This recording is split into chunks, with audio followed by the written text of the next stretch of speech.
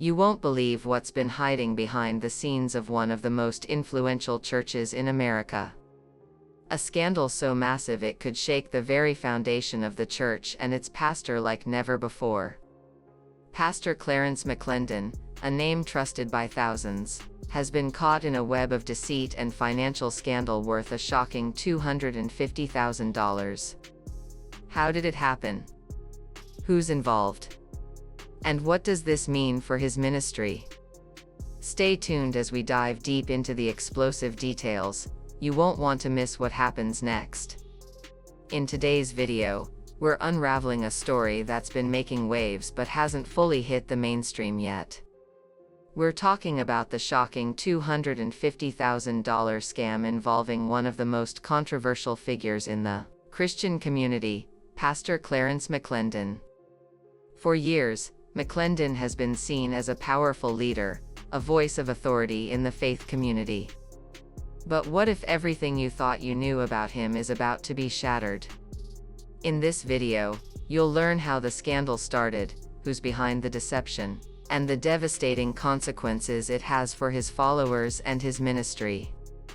We'll break down the key events, the figures involved, and the moment that tipped the scales in this shocking revelation. By the end, you'll see how this scandal could change the face of ministry as we know it. Stick around because there's much more to this story than meets the eye. Let's dive into the heart of the scandal. Before we dive into the details, let's take a moment to understand who Pastor Clarence McClendon is and why this controversy has shaken so many people to their core. McClendon wasn't always a household name. Born in 1965 in Arkansas, McClendon claimed to have been called to preach at just 15 years old. He quickly rose through the ranks of ministry, eventually establishing the Full Harvest International Church in Los Angeles. His charisma, sharp fashion sense, and theatrical preaching style helped him amass a loyal following both locally and on television. He wasn't just a pastor, he was a brand, a movement. As years passed, McClendon's influence expanded far beyond the pulpit. He began appearing on shows like Preachers of LA, which highlighted the luxurious lifestyles of celebrity pastors. In those episodes, viewers watched him living in multi-million-dollar homes, riding in chauffeured cars, and adorned in custom suits and flashy jewelry. While many admired his blessed lifestyle, others started asking difficult questions.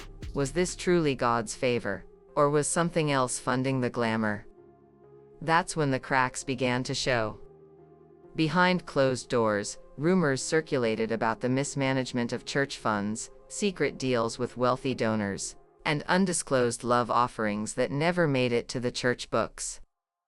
But at that point, everything was just speculation, until a whistleblower stepped forward. That's when things started to unravel. Let's fast forward to late 2024, when everything changed. A former member of Clarence McClendon's inner circle, someone who had worked closely with him on financial matters and fundraising campaigns, stepped forward with claims that sent shockwaves through the congregation. This whistleblower, who has chosen to remain anonymous for legal reasons, revealed documents, text messages, and recorded voice memos that allegedly showed McClendon misappropriating over $250,000 in church donations. These weren't your everyday tithes or offerings. They were large lump sum donations that came through special kingdom expansion campaigns, fundraisers specifically launched to fund youth outreach, community programs, and mission trips abroad. But here's the shocking part: according to the whistleblower, these funds never reached the programs they were meant for. Instead, they were rerouted to private accounts connected to McClendon and a few trusted associates. Even more disturbing? Some of the money was allegedly used to cover lavish personal expenses, like luxury travel, designer clothes, and even a six-figure lease on a Beverly Hills property. This wasn't just bad accounting. It was a well-organized covert system to divert church funds into private hands while maintaining the appearance of holiness and service. The whistleblower claimed they tried to address this issue privately. They sent internal emails, raised concerns during finance meetings, and even attempted to contact McClendon directly. But instead of getting answers, they were reportedly silenced, cut off from church operations, and eventually pushed out entirely. They stayed quiet for a while, but as more victims came forward and inconsistencies piled up, they decided to act.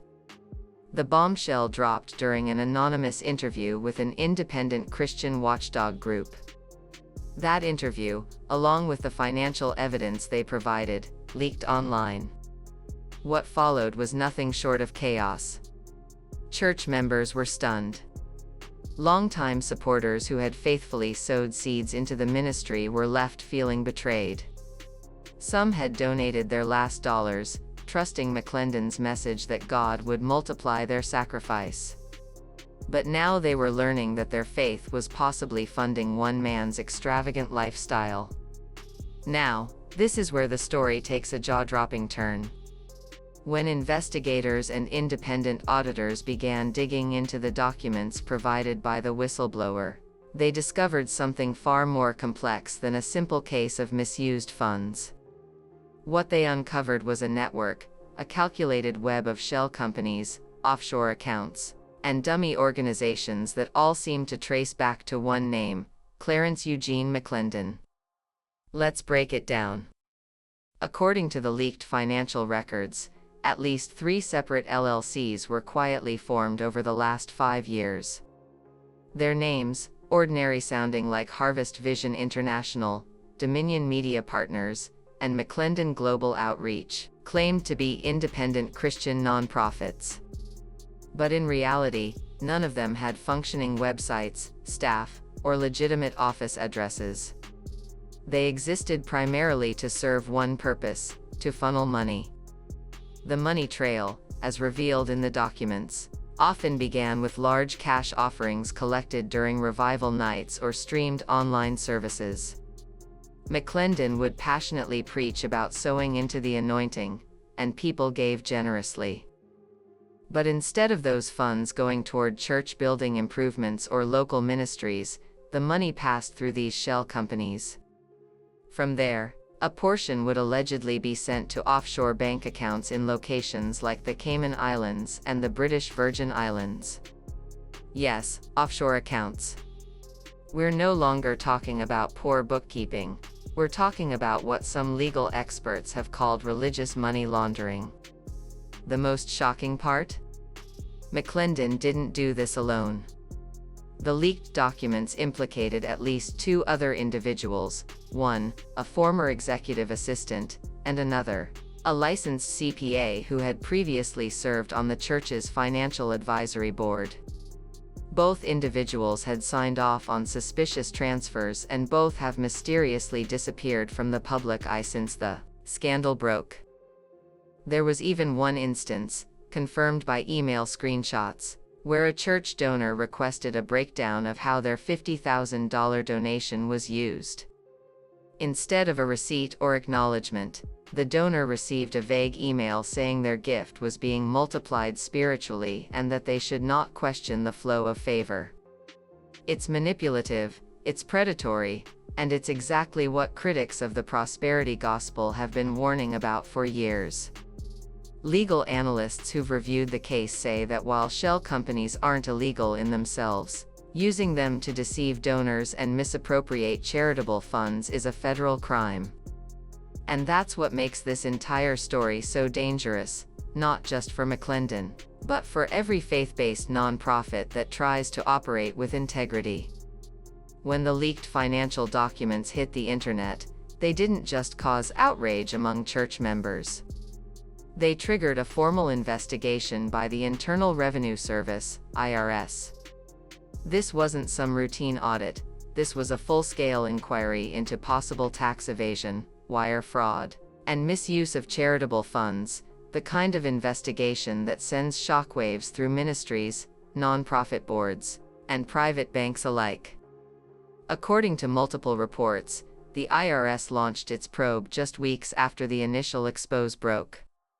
They began issuing sealed subpoenas to financial institutions that had ties to McClendon's organizations, requesting full banking histories, wire transfers, and donation records dating back at least 6 years. But here's where things got even more intense. Unbeknownst to McClendon, the IRS had already been working behind the scenes with a confidential informant, someone deeply embedded in his leadership team, a current elder of the church. This individual had grown increasingly uncomfortable with the church's direction and quietly began documenting suspicious activities as early as 2022. This elder had been recording meetings, saving financial memos, and even photographing whiteboards during strategic planning sessions, where phrases like financial redirection and private investment offset were written in plain sight. These weren't innocent notes. They were coded language for a system that rerouted church money into personal investment ventures, including luxury real estate and undisclosed gospel retreats that were actually vacations in disguise. This same elder reportedly handed the IRS some of the most damning evidence in the investigation: a hard drive filled with internal spreadsheets, hidden budget documents, and digital receipts linking church debit cards to personal purchases. Once the IRS had this evidence, they moved quickly. Several of McClendon's financial accounts were frozen, and some of the smaller LLCs under his name were quietly dissolved. Sources close to the case say there's enough documentation for criminal charges. However, McClendon's legal team has denied any wrongdoing, calling the situation a gross misunderstanding of spiritual administration and business structure. In the meantime, the informant has gone into hiding, reportedly under federal protection. And the church? It's in total freefall.